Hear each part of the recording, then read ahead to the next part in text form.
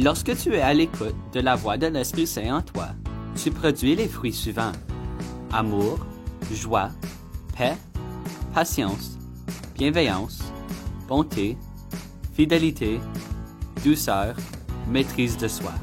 Aujourd'hui, nous allons découvrir le fruit de la bonté. La bonté est une façon d'être. C'est voir la beauté avec les yeux de Dieu. C'est la capacité de voir ce qu'il y a de beau et de bon chez les autres. C'est comme mettre le filtre de l'Esprit de Dieu sur ta façon de voir la vie. La bonté d'un chrétien montre que Dieu joue vraiment un rôle dans sa vie. Quand tu vois un ami, est-ce que tu remarques d'abord sa taille, sa couleur de peau, son âge? Est-ce que tu vois un ami avec qui jouer, rire, avoir du plaisir? Quand tu cherches un partenaire de groupe en classe, est-ce que tu tiens compte de sa popularité? Est-ce que tu vois en cette personne des forces à partager? Quand tu fais face à une situation de commérage, est-ce que tu te laisses influencer par ces histoires inventées? Est-ce que tu peux continuer de voir le bon chez cette personne?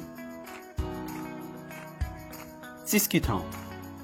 Sainte Mère Teresa de Calcutta disait: « Soyez l'expression vivante de la bonté de Dieu. » Est-ce que tu peux penser à différentes façons d'être l'expression de la bonté de Dieu?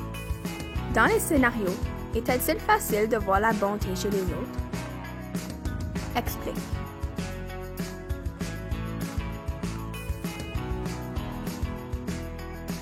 Réfléchissons. Est-ce que je suis capable de regarder l'autre avec les yeux de Dieu?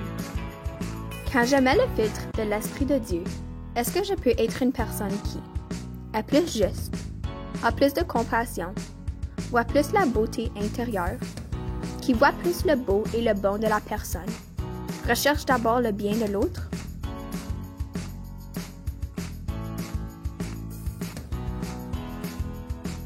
Prions ensemble.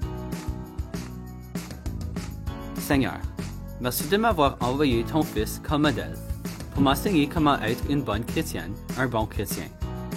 Fais grandir dans mon cœur cette capacité de voir le beau et le bon chez les autres, comme tu le fais pour moi à tous les jours. Envoie ton esprit afin qu'il m'aide à devenir un agent de bonté comme toi. Amen.